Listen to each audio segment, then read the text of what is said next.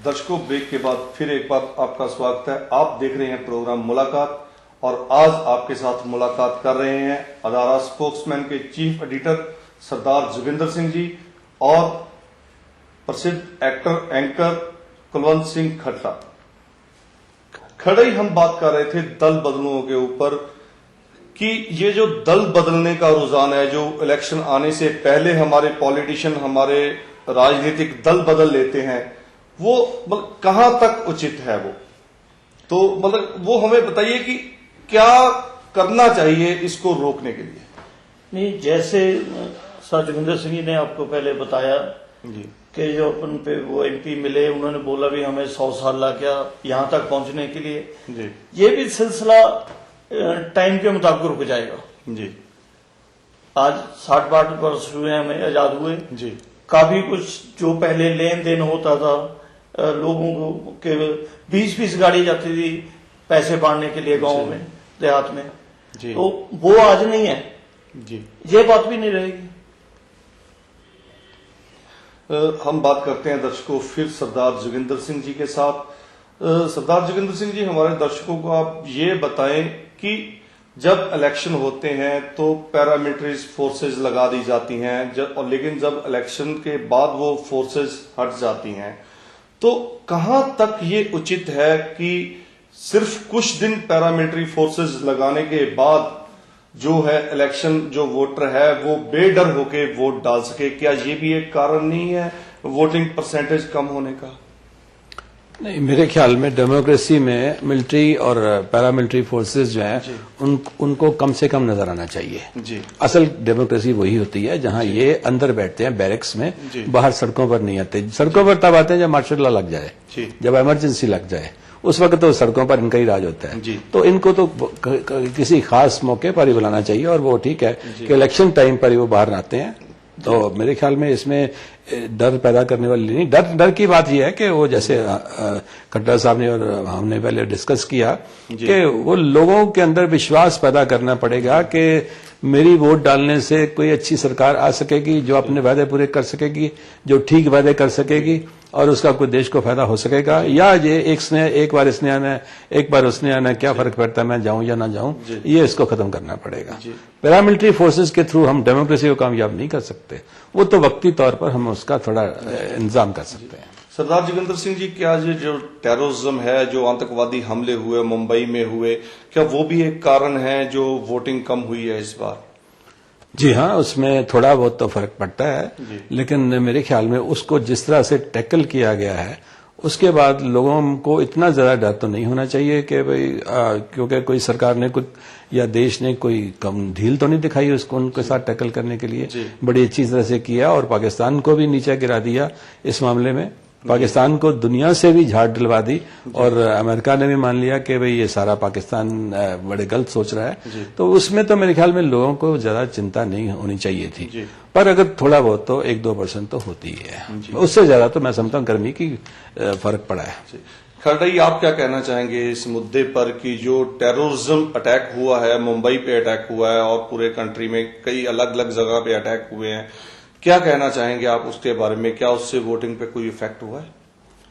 जैसे सर जोगिंदर सिंह जी ने बताया जी, भी डर तो थोड़ा लगता है लोगों को जी, मगर जैसे डॉक्टर मनमोहन सिंह ने उसको टैकल किया वर्ल्ड लेवल पे, उनको बदनाम किया जी, और उन लोगों का भी हौसला पस्त हुआ है, उसके बाद हिंदुस्तान की तरफ उनकी हिम्मत नहीं पड़ी झांकने की जी। ये उसी का रिजल्ट है जी। और जो बला हमारे गल पड़ रही थी जी, वो डॉक्टर मनमोहन सिंह ने बड़े अच्छे ढंग से नेशनल लेवल इंटरनेशनल लेवल पे ले गए जी। और पाकिस्तान को सोचना पड़ गया भी हिंदुस्तान के ऊपर अगर ऐसे हम हमले करेंगे तो इसका उसको फायदा नहीं होगा, नुकसान होगा जी। तो उसी की आज आप देखो अखबारों में तालिबान की लड़ाई पाकिस्तान में हो रही है जी, तो हमें तो लड़ना नहीं पड़ रहा जी। जो मनमोहन सिंह ने इतने बढ़िया सोच से उन लोगों को मजबूर कर दिया कि इन टेररिस्टों को आप अपने देश में ही खत्म करो, हमारे तक पहुंचने मत लो जी।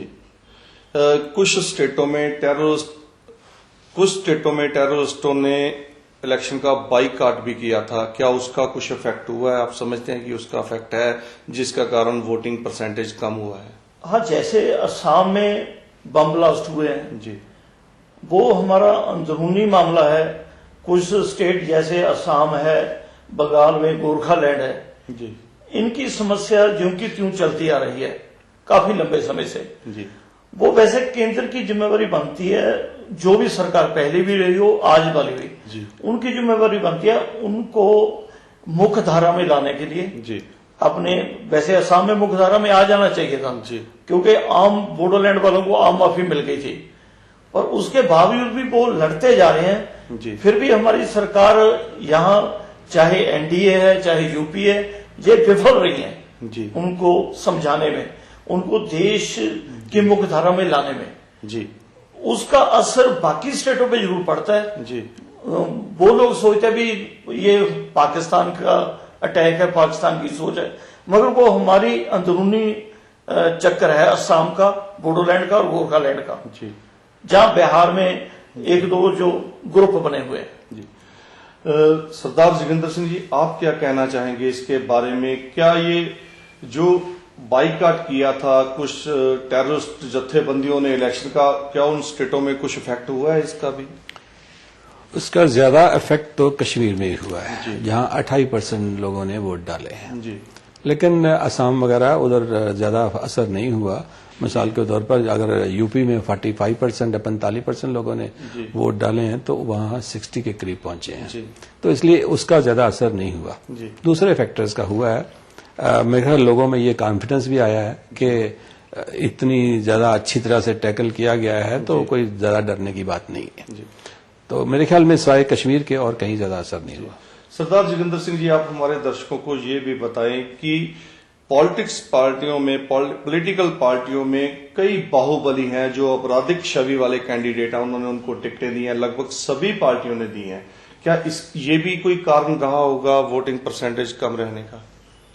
नहीं, इससे वोटिंग परसेंटेज तो बल्कि बढ़ती है, क्योंकि वो जितने भी अपराधी आदमी आए हैं वो सारे ही जबरदस्ती वोटर ढोके लाएंगे, अपने साथ ला रहे हैं, इसलिए उसका वोटिंग कम होने से कोई फर्क नहीं पड़ता। लेकिन जनरली जैसे हम पहले बात कर रहे हैं कि वो विश्वास तो कम होता ही है लोगों का कि ये आ जाए वो आ जाए, क्या फर्क पड़ेगा। इसलिए लोगों का पॉलिटिशियन से जो विश्वास है वो तो डे बाय डे कम होता जाता है। अगर पॉलिटिशियन स्वस्थ छवि वाले हैं तो उन पे लोगों का विश्वास ज्यादा बनेगा। अगर पॉलिटिशियन की छवि खराब है, आपराधिक छवि है या करप्ट छवि है, तो शायद कुछ थोड़ा बहुत इफेक्ट हो सकता है। बिल्कुल। अब मिसाल आहिस्ता आहिस्ता ये भी ठीक होगा। मैं तो इस हक में हूं कि एक बोर्ड बनना चाहिए जो कैंडिडेट्स को पहले 15 दिन पहले जजों का, हाई कोर्ट के जजों का, सुप्रीम कोर्ट के जजों का, अपनी अपनी स्टेट में उनका एक बोर्ड बनना चाहिए जो फैसला करे कि ये कैंडिडेट इलेक्शन लड़ने के काबिल भी है या नहीं। सिर्फ ये नहीं कि वो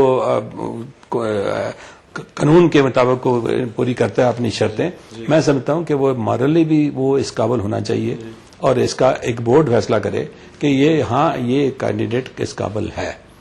कई दफा गलत भी इल्जाम लगते हैं तो वो मॉरल बेसिस पर हम फैसला कर सकते हैं कि ये नहीं, ये है या इलेक्शन के लिए लड़ने के काबिल या नहीं। सरदार जोगिंदर सिंह जी, पिछले इलेक्शन में और अब भी एक ऐसा रुझान सा बन चुका है कि पहले एक दूसरे पे दूषणबाजी लगाते हैं, भड़काऊ भाषण देते हैं, लेकिन जब जीत के आते हैं, कम सीटें रह जाती हैं, तो सरकार बनाने के लिए अलायंस बन जाते हैं, तो उनमें वही विरोधी बैठ के सरकार चलाते हैं और मिनिस्ट्रियां बांट लेते हैं। मतलब ये कहां तक उचित है?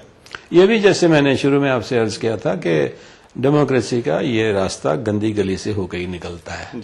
तो ये तो सारी चीजें जो डिपेंड करता है कि वोटर कितनी जल्दी समझ आता है। अब आप मिसाल के आपने एक इश्तिहार देखा होगा अखबार में लगा हुआ है इस दफा पंजाब में कि भाई वो पैसे भी देते हैं तो ले लीजिए, लेकिन वोट ठीक तरह से दीजिए। ऐसे भी कुछ लोगों ने एक इश्तिहार दिया है। तो मतलब ये है कि उसका मतलब ये नहीं है कि पैसे ले लीजिए, लेकिन वो कहता है कि आप कई दफा ना नहीं कर सकते, आपको धमकी दी जाती है, नहीं लोगे पैसे तो ये कर देंगे वो कर देंगे, पर अपनी कॉन्शियस को तो साफ रखिए। तो इस तरह से जैसे जैसे लोगों की कॉन्शियस साफ होती जाएगी, उनमें बहादुरी आती जाएगी, समझ आती जाएगी, तब ये चीजें बेकार होती जाएंगी, कोई असर नहीं करेंगी और आहिस्ता आहिस्ता मेरे ख्याल में कुछ इंप्रूवमेंट हो रही है। मिसाल के तौर पर अब हम पंजाब में देख रहे हैं कि एक दो कॉन्स्टिट्यूएंसीज में कहा जा रहा है कि बहुत पैसा बांटा गया, मगर फिर भी वो वोट नहीं उनको दे रहे